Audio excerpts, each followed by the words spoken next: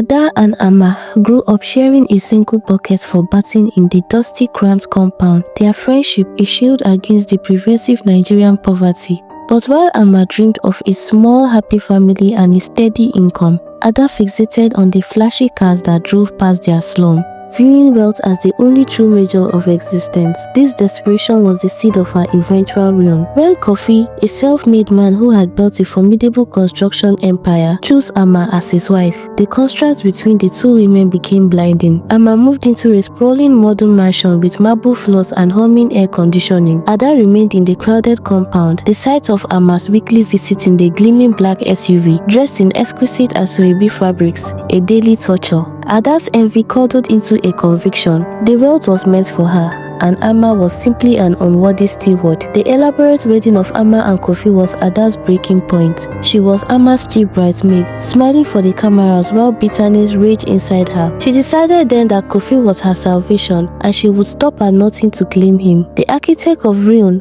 Ada's wickedness, was subtle. Born of a deep understanding of Kofi's proud yet insecure personality, she understood that a contractor who commanded respect and authority would never tolerate disrespect at home. The plan unfolded in 3 poisonous stages. First, she became Kofi's confidant. While visiting Ama, Ada would casually mention how tiring it must be for Ama to handle all those family demands, subtly framing Ama as overwhelmed and complaining. To Kofi, Ada was the humble, hardworking village girl who always praised his success and listened to his stress. Second, she exploited Kofi's need for financial control. She knew Ama loved to buy gifts for her less fortunate relatives. Ada began to drop hints about Ama's reckless spending, whispering how Ama's family seemed to take advantage of her generosity. She was tragically misplaced receipts in Kofi's study, painting a picture of a wife who was secretly depleting his fortune. Kofi, a man obsessed with the money he had fought so hard to earn, began to see Ama not as a partner but as a liability. The third stage was the brutal lie of infidelity. Ada purchased a burner phone and began sending vague affectionate text messages to Kofi's phone, timed for when she knew Ama was asleep or away. She used a generic male name and made the messages sound like they were about a planned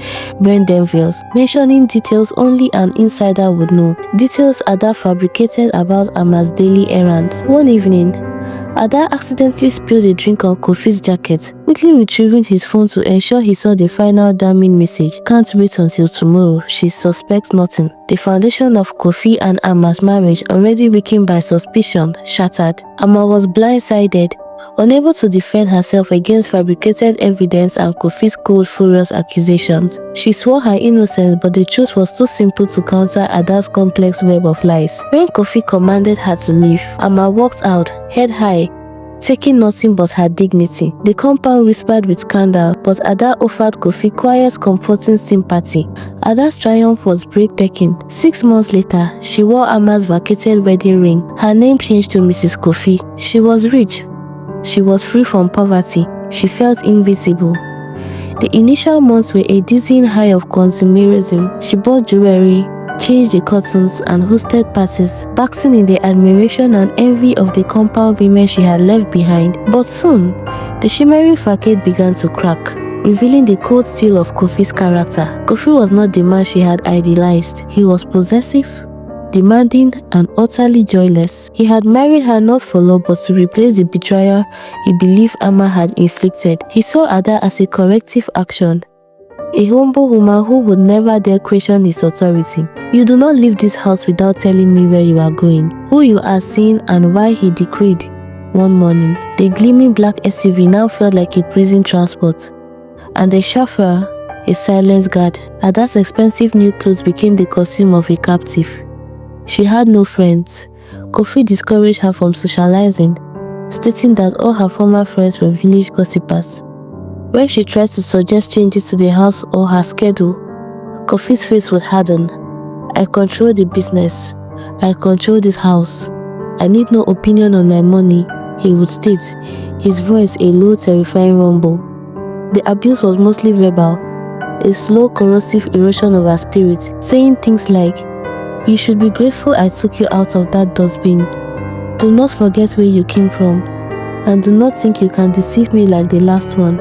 Every accusation he had hurled at Ama, he now hurled at Ada. believing the sins of one wife reflected the potential sins of all women. Ada realized the bitter irony in the compound. She had suffered the hardships of poverty, but she had controlled her own footsteps, her own words. Now she had wealth but no voice, no freedom, and no peace. The luxurious bedroom she had coveted was now the scene of her silent weeping. One stifling afternoon, she stood by the window, watching the compound children play near the perimeter wall. She saw a woman, one of the market vendors, walking freely, a heavy load on her head, sweating staining her traditional wrapper. But the woman was smiling, her steps purposeful. Ada, surrounded by marble and mahogany, felt a desperate visceral longing to trade places with her. She understood then her suffering was not a misfortune. It was a consequence. She had destroyed Amma's peace to gain this house, and the house had become her punishment. The universe had delivered the wealth but ensured that the wicked hand that reached for it would be bound by its own chains. Years passed in this gilded misery. She became frail, her face aged with the strain of perpetual anxiety. One day, her paths crossed with Amma's again, at a funeral far from their town. Amma was chatting easily, leaning on the arm of a kind-faced, average-looking man. Amma's eyes, when they met Ada's, were clear and utterly free of judgment, only deep, quiet pity. Ada looked away, her throat tight with a pain far greater than the hunger she had known in her youth.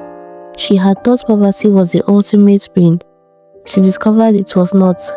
The greatest pain was the loneliness of a soul, trapped by its own deceit, in a cage of her own making, enduring a marriage that was the mirror of her own wicked ambition. She had endured the suffering she had created forever, seated to the man who was both her reward and her eternal prison guard.